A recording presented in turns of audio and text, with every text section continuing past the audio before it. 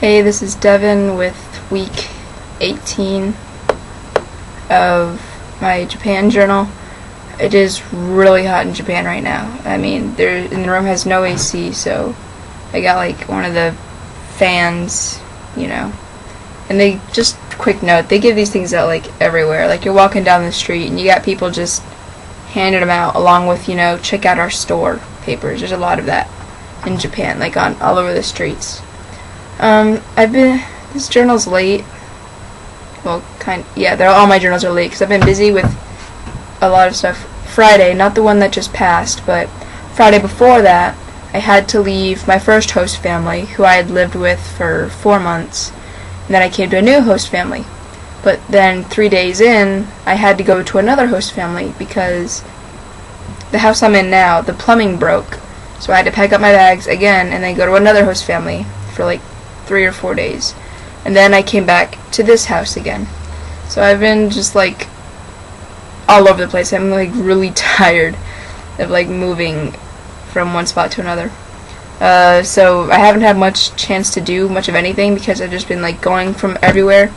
And if you change locations, you have no idea how to get anywhere. I mean, when I lived in Nishinomiya, I knew where everything was, I knew how to get there, I knew how long it would take to get there, and I could make plans with my friends. But since I moved to Kobe, and then I moved to another section of Nishinomiya that I've never been to before, in the past like 2 weeks, I wasn't able to do anything. But there was a YFU sponsored thing going on Saturday that I went to. It was a Zazen thing, and if you don't know, it's pretty much like meditation. It is meditation. Not like meditation, it is meditation. And a bunch of other YFU kids in the area got to come as well.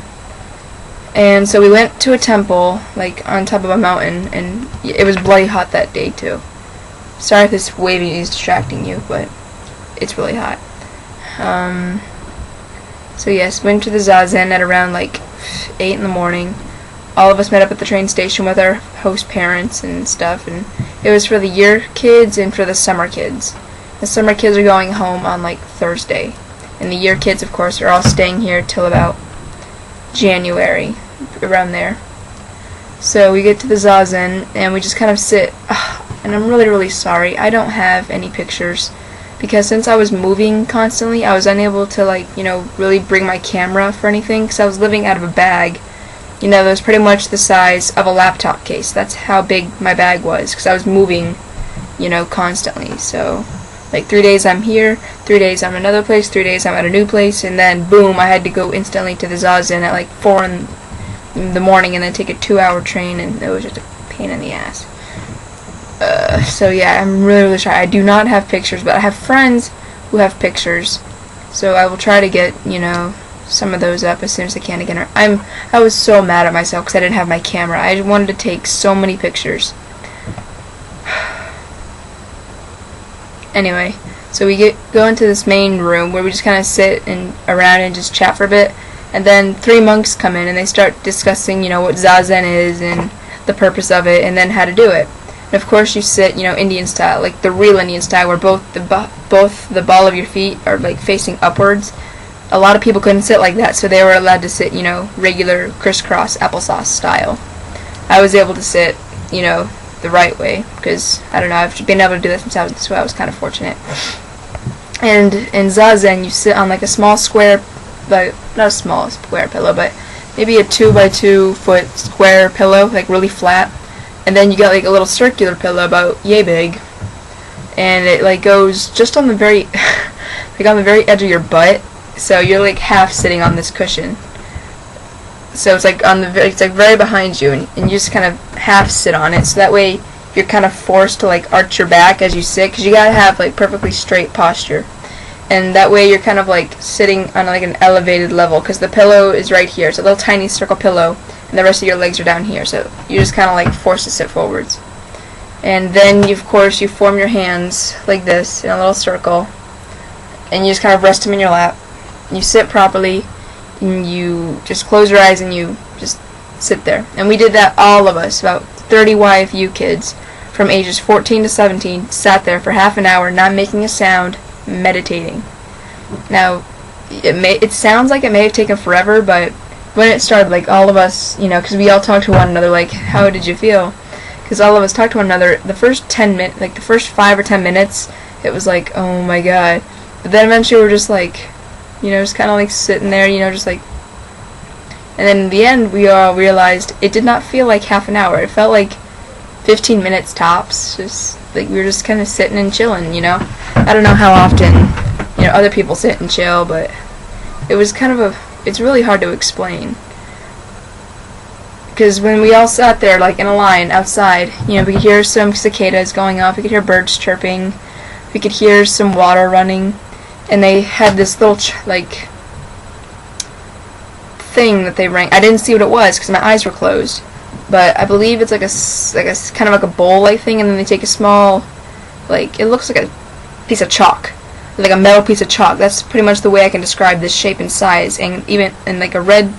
And it's red, and they usually like hit it against this golden little bowl-like thing, and it makes a ting, and it just rings. It has like the longest high-pitched ringing sound.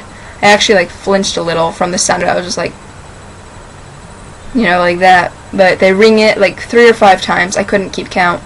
And then it goes all quiet, and then everyone's just meditating, just. And then at the end, they ring the bells again, and then they clap 2 wooden blocks together, you know, like. Like that, and to let you know it's finished. And then all opened our eyes, and we kind of looked at each other, and we're like, that didn't feel like half an hour. That felt shorter. They're like, yeah, like it was long at first, but then just kind of, you know. And they have really strict methods. Like, they say the best way to meditate is you take in as deep as you can breaths, like 1, 1, 1, 1, 1, 2, 2, 2, 2. They say to count, you know, to count. But they said be careful because your mind might start to drift. And then some people, when they start to drift, sometimes they'll start falling asleep, or sometimes they'll slouch, or sometimes they'll be shifting around. And what the monks do is, if they're not able to meditate properly, they'll move their hands from this pose in their lap, and they'll do this. And it's pretty much like they're asking for help. And so one of the head monks will come over, and then, you know, the one asking for help will just bow their head, and then they'll wrap their arms like this across themselves, and they'll just kind of like they'll like crunch themselves as small as they can, and they'll arch their back like a turtle, and just like tuck into themselves. And then the head monk, he has like this meter-long stick. It is not as thick as a meter stick. It is thicker than that, and it's perfectly flat. And what he does is he hits you on the back with it. He'll tap you lightly on the shoulders at first, and then once you bend over, it's whack, whack, whack, whack, whack, whack on both the sides of your back. So he whacks you like once on this side and once on the other side. Now, it makes the loudest clap sound you've ever heard. And this is between your back and a stick. Now, what this does is to help you refocus, you know, to remember what you're doing. Because if you're getting distracted by thoughts of what's on TV tonight or what am I going to eat for lunch, you're not focusing right. So now it's not a punishment, it's just to help you refocus. Does it hurt? No. For me, it didn't hurt. My friend, he did it, and he's like, he had it done, because you know, we were all like, come on, you gotta try it, it's part of the experience. And he's like, alright, so after the meditation, he asked, you know, please, you know, do it. And he like hunched over and stuff, and he got hit. And he's like, that hurt. But I remember a Belgian boy, he had it done, and I had it done as well, because we all wanted to know what it was like. It didn't hurt me or the Belgian, but it wasn't pleasant either. Nothing, when you get hit by a stick, it's not fun. But it wasn't like, Jesus Christ, hurts. It wasn't like that. So it's just help you to refocus. And then after he, you know, hits your back 6 times, 3 on each side, you can shift a little, get comfortable, get situated, and then you can just go back to meditating. The funniest part, though, is as I was meditating, I could hear just whack, whack, whack every now and then. Like, I was like, oh, someone just got hit. Yeah, I never needed a refocusing, but it was kind of, it was really hard to stop from grinning whenever I heard someone else, like, getting hit. So, if you have any questions or comments about Zazen, or you want to know what's going on in Japan right now, feel free, or if you have any questions about exchange programs, go ahead, leave me a message, leave a comment, and it's really hot in Japan right now.